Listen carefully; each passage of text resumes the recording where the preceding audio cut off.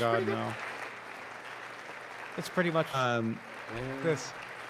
In his speech last year, Trump said that we were going to put a flag on Mars. So I wonder how we're doing there. Yeah, we're doing great. Elon says that's going to be like 20 years now. Yeah. It's almost like every actually smart person in the world is like, you can't fucking do And that. America's armed forces overwhelmed. Let's go watch The Martian. See All how it pans out. defenses and utterly defeated an enemy.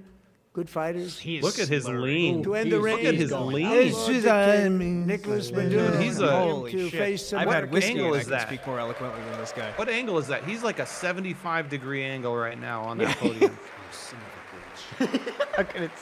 Jelly Jesse, 1, 2, 3. And this was an absolutely colossal victory for the Love it. I security love of the this. United States. I'm gonna fall asleep to Up a that bright new clapping beginning reverberating in my for the head people tonight. of Venezuela. We're working closely with Oh, the Venezuela. This is his favorite. I got rid of him. Got him out. Extraordinary economic gains. It was More- very easy. Both of our countries More bring Zach new impressions hope of to Trump. those I'm who not have hating it, I suffered gotta so say. terribly. I don't know. They I really don't think did it's so. top tier. With but us I'll tonight is try it. Alejandro Just like Trump. Gonzalez. He grew up in a tight-knit Venezuelan family and was especially close to her You beloved guys hear that? Uncle Sound of Enrique. happiness. But after Enrique ran for office and opposed Blood, sweat, and Maduro, tears, he man. was kidnapped by Maduro's And we all have to make forces and sacrifices thrown for the into party. regime's How the hell are we going to do this on our really lives? infamous prison in Caracas. You have to do it through the phone somehow. Alejandro feared There's no she pain would involved. never see her uncle again. Am She I gonna have to like feared for add in her our own wrap-up life show? also. Like our congressman gonna like. But since the smash raid, me we with my have hand? worked Like, with we're gonna the have to new do that? leadership, and they have ordered the Drag this closure through. of that vile people prison are and saying you're released hundreds of political prisoners already. Come on. How much With whiskey more have to they come. had? Alejandro, Too I'm much. pleased to No, inform I you like it. that I like not the- only got has somebody your coming uncle forward now, I been think. released, I appreciate it, though. but he Anybody is else who here thinks it's tonight. We brought him over to celebrate his freedom with you in person. Enrique, please come good. down. Enrique? Who's that? Well, you did skip the whole story. Yeah. Somebody I'm sorry, I've been a bit confused over here. somebody Hispanic who he hasn't deported. That's really Oh. that's what it is. Ooh. Yeah, his racial profilers haven't grabbed this one. Let's give it a week. This really is going on an insane It's so duration. long fucking speech. It's closing in on 2 hours. You're probably missing fucking super chats here or whatever the fuck it is. You better go back there. Yeah, We're not missing one. Tim is tabbed off this. Just No, no. We're good. We're good. We're good. I can confirm we're good. God, there's still 374. Have a good here, time. Just on the main street. Nice to have you back, Enrique. I'm gonna get a blood clot. Guys. Yeah, like, you didn't have a blood Many clot. heroes I'm on gonna that get a blood January We're gonna have to raid go to the next capture episode. Where's Maduro. Tim? Oh, he Tomorrow, died. they're Thanks actually to you like, guys. Buster It was from very Arrested dangerous. They Development. knew we were You know, coming. Maybe we really will have a But the procedure deeds this of time. one warrior Yeah, that right. night will live Rich will have to forever host in again. the eternal chronicles of Tim dies from a blood clot, then the Military valor. subscriber revenue actually gets Chief spread Warrant thinner or Officer more 5, thickly across the rest of us. I was so gonna don't say you think actually much. make true. more. Yeah. planned the mission and was Yeah. the flight lead in the cockpit Well, of the first helicopter. If people sign up A for big, subscriptions. fair. beautiful, It's been kind of a minute. helicopter. Someone said, disappointed. I'm not Massive racist. I know a Chinook guy named Enrique. carrying, as you can imagine, many, many American warfighters wearing the dog tags. His wife Amy had blessed with holy More water sob before stories, we man. left. I bet he She spent knew an it was hour going to on be a stories. rough one. Oh, it's nuts. 'Cause he has Eric nothing else steered the to say. Chinook No, I under bet the it's more. cover of night But it's closing in and on an hour and a half. descended This is swiftly like upon 9:30 Maduro's he heavily started protected stories. I want military to see how fortress. Brad This was and a major CFH did with their bingo. military I'm sure they're installation. I bet They got it protected by 60, thousands of 60. Oh, that already soldiers and happened. guarded They're by doing it live. Russian They're doing it and live. Chinese military technology. How did that work out? Not too good. Not too good. While preparing to land, enemy machine guns fired from every angle, and Eric was hit very badly in the leg and hip, one bullet after another. Oh, he's He adverbs. absorbed 4 agonizing shots, shredding his leg into numerous pieces. And yet, despite very the odd fact way to describe it. that the talking use about? of his legs I was don't know. vital to Shredding successful legs into numerous helicopter pieces, flight. apparently. Legs are the most important part Oh, of it's flying a terrible. helicopter. This is a tremendously Like, can we bad just To like deliver the many stop for a commandos second, who would stop with the capture high and fives detain the Tim abuse. It's Maduro terrible. was the only thing. Like I saw a Eric was crosscut this thinking morning of him about. and Obama's speeches. Then, even and it as he was like, gushing blood, which even- was flowing even back Trump down in the aisle, those was better, but it helicopter was lands at a atrocious. steep angle. Well, You've seen the Machine Jimmy gun Kimmel stood right in front of him. They were right in front of him, too, machine gunners who Yes. escaped the wrath of the previous Baghdadi plane. died like a dog. Eric maneuvered his helicopter with all of those lives and souls to face the enemy and let Beautiful dogs. his gunners Little Shane eliminate the Gillis. threat. Turn the helicopter around so the we have gunners an could extra individual out there with some take more care of this of kind of business, stuff. saving the lives of his fellow warriors from what could have been a Mr. Ranch catastrophic crash Ah, deep somehow in he's enemy gathered it up. territory. A big Only one. after safely big one. landing A the big one. helicopter with all the warriors aboard he needs it. in the exact right spot, Personal which shout was out to the vital next to person the who mission. paid subs, just so I can give him another Chris Pie 5. Maybe cancel the mission if that didn't Yeah, happen. Luke will shout you out this Yeah, yeah. time. There you Eric go. told his co-pilot, That's gonna hit like also 17. wounded, You might have, like, but not everybody as on this gravely might be to subscribed. I know. Isn't it like the take blue? over The green. Well, I'm yes, about green. ready to green, pass out. yes, because it highlights. the success of the entire see a lot mission of and the non-green and lives of blues his in here. fellow warriors hinge on Eric's some more. ability to take the searing pain. It was That's what you're getting. unbelievable. I have searing pain. I'm not know what I'm going to get. I of have the it. bullets and keep on flying and landing, and people knew what was happening. Everybody in the back of the helicopter knew because they saw the blood pouring down the aisle. Chief his Warrant narrative Officer is just Slover is still recovering Oh, from there the you go. serious Hang on, let me wounds, see what but it is. that he is here tonight with his MRIV-87. wife Amy, Eric, MRIV-87. and Amy. Thank you Come on very in. much. And Oh, that was a bad one. oh my God! Can you be, Look at can you this. be quieter? Mr. Tim, we got some stuff Give for me you. that. Oh my Can God! All you right, be Tim, quieter you're in pain your relief. misery? Oh, Buffalo Trace. Hello. Oh, that's not bad. Holy You need, shit. you need Guys, a thinner I'll to get pour. the You blood can't use your flowing. hands. I got you. I love that. Taking care of your. Oh, whoa. You need it. I know, but let's like not get too You crazy. need it. That was a Oh my fucking God. slug. I've seen your hand. I'm quite the closest to you. You need it. Oh, we're back to I Tim. like how Tim has the sassy Chuck Schumer glasses. Ooh, pull them down your nose. Same. Actually, Say strongly worded letter. I want you to move the So we glasses have a on your nose and then surprise. say a strongly worded letter really Yeah, slowly. please. In recognition of Eric's actions above I and can't even beyond the imagine what call he was saying. of I duty, can't do Oh! that. Hang on, I think we're I closing. would now like to Amy ask Vidovich. General You got another one. Jonathan Amy Braga Vidovich. to Thank present you Chief very Warrant much. Officer This one is for Slover you. with our nation's highest military award, the Congressional Medal of Honor. You know what? The high fives are better than the Chuck speech. They are. Oh, they 100%. It's still an impact on my hand. The kinetic energy is expended both ways. Is he closing here? Are we finally getting to the end of this shit? For Tim's sake? No, it keeps going. I think it keeps going. We We got all the way more. to the end of the night. We got spin room and everything. Oh yeah, we do. You got more What's of this. really going to be bad is if I go out of We the got studio another and one. What we got? Meatball Grow. The noise. Yeah, Vanellope, it did The noise hurt. has to be in the fucking super Thank cut. you very much. Oof, you will be in the supercut.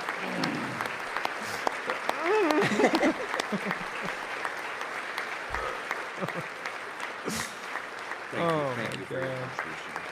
contribution. Oh, we went up in numbers. Yep. People are like, oh, watch this idiot get the shit beat out of him while he's watching the Trump speech, drinking Buffalo Trace. I posted on this is- Threads and on Substack to come watch you get hit. So There you go. That's you that's leaned on the violence. Well, thank Good. you very much, Eric. Tim is and getting Amy. beaten. Come watch. Great to get to know So, you. I can't wait met to tell with my wife them when I and go with home, a lot like, of oh, it was their really fellow successful. warriors at Fort Bragg recently. hand's Got your broken. shit beat out of You me. noticed the name. it's like, honey, I have to take you to the emergency. You know what the room. best Won part the of it is? First We World missed War like the with last it, the 45 Second minutes of World this War fucking with it. thing. Then I they am. decided You know, he to didn't say change the anything. They name. didn't say anything at all. So we Oh, wow. changed It is it the back. best Bill part. just went through the back on this. Everybody Oh, wow. wanted to So change sorry, back folks. to- We're a little delayed. And on 10 this. of Eric's fellow they don't. warriors from that Still incredible talking about night of a victory will soldier on also the New be York Times receiving live medals feed, at so I a think private we're okay. ceremony that will soon be So held we're at the not White close to the House, end, and Eric will be there. How can we still be going? How much Adderall did they give this to me? He fucking said it like 3.5 hours. You know, that's terrible for people with brain problems. And Big It really Macs are is. also terrible for people with brain problems. I wonder if it's ever going to show. Yeah, yeah. I mean, one of these days, those bad habits have to like show up in his health, right? Yeah, you would hope so. The raw creature says, "Holy fuck, Thank it's you, almost Eric. 11." Yeah. That's a big one. Yeah. Tonight So we've if your wrist is celebrated many swelling, holy truly shit. extraordinary American patriots, but there is one last living legend to honor before we go. Oh, okay. He is At least he's one mentioning more leaving. Heroic American aviator, Navy Aviator? fighter pilot. Royce Williams served in World War II, Korea, God. Vietnam, They have to go flying back more than 220 80 years at missions. this point. In the skies over Korea in 1952, All-time record. Royce was in the speeches. Really? dogfight of a lifetime. Well, an hour and 40 was his joint address Flying last through year. It wasn't an official blizzard State of the Union. conditions, his squadron was ambushed by 7 Soviet. But that was already like planes. the second It longest was or his something. first Could have aerial watched joint one combat address. battle of the after war, another. despite being massively outnumbered. Could have watched Yeah. season 1 of Yes. Stranger Things. Led the takedown of 4 enemy jets. Better and than this shit, that's for sure. almost destroyed the others. Watch the entire vanquishing extended his cut of adversaries Lord of while the taking Rings. No, not quite. I know 263 those movies bullets too well. Yeah, I was going to his say. own plane. You can't He test Luke on that shit. Don't furiously try me hurt. with that shit. His story was Director's secret for edition over of the 50 entire years. He Hobbit didn't trilogy. even want to tell his wife, but You're like the legend the grew and character is grew. shrinking. Who knows Lord of the Rings? But tonight, at 100 Yeah. years old, this brave Navy captain Wait, is we brought finally another getting 100-year-old Gabby. out? recognition he Oh, yeah. deserves. It's Gabby, No, right? He's got to go He back was a in time legend to make long people show up before and have this speak evening. out. No. Let's Royce, keep talking about please shrinking. stand up, Shrinking is and I better will than ask this. the It's first Gabby, crazy. right? And Shrinking is a Gabby. great show. It is to wild to me present Captain to bring Royce people who Williams fought in with World War his II, Congressional a Medal decidedly of Honor. anti-fascist war, Right. into a fascist group. Right. You fought They're Hitler, like, here- and now you get to defend the current one. Enjoy. They bring an anti-fascist on, and they just walk over and punch Erica Kirk, and then they leave. They need to be wearing shirts that say the original Antifa. We're gonna get kicked Yes. out of this room. They're gonna be like, "Yeah, this was a We're bad cutting you idea." off. Mistake. This is a bad idea. You got an eye. Oh, you got two. How the fuck did those both come in at the same time? Well, let's see the names. All right. here. You We got Cosmic Noodle and Maikami B. Thank you both Maikami very B. much. You will be featured in the supercut. This is for you. And That one literally had a ring to it at the end. Like a high-pitched... Wow. Thank God my wife has good health care. Because I'm probably going to need it. Man. Shrinking is an amazing show. It That is. is fantastic correct. show. Wait, It why is. did that come up? We were talking about it. Oh, you were We were talking talking about about I'm not. All I can focus on is It's the his pain hand. in my hand. His hand is going woo, woo, woo. Oh, it's Exactly. just throbbing. Mine's starting to It's really hurt. noticeable. Take a picture. Take a I picture. have to take a picture. Yeah, that's the aftermath that we could put in the follow-up video. There we go. I gotta put like a filter on this to exponentially. I mean, you can see it already. Though. Yeah, we're at 2 hours, guys. Or a little less than 2 hours. Yeah, I mean, this has got to Oh, stop. Ashley, yes. If I could send over ice pack for you boys, for me. Hey, I need one For too. Luke. You don't need Only shit. for Luke. Only for Luke. This guy again? I mean, thank you for This your thing does service. feel nice. I know. It's got a nice little bit of. I feel so pleasant. Just I didn't have anything to do with this. I'm just watching. This is actually nice. If I had a fucked up hand, I would want to put my hand here too. Thank you, Royce, and thank you, Eric. If you The look at second person that said Melania, wrap it up I've before always you wanted the soil Congressional yourself. Medal of Honor, but I was informed I'm I not feel like allowed I'm sure you to already do did. That so, already and I happened. wouldn't know why I'd be I'm sure taking you it, will hire but like, what the fuck is that If they smell? ever open up I that think you just law, I always will smell be like there that. with you someday. Probably.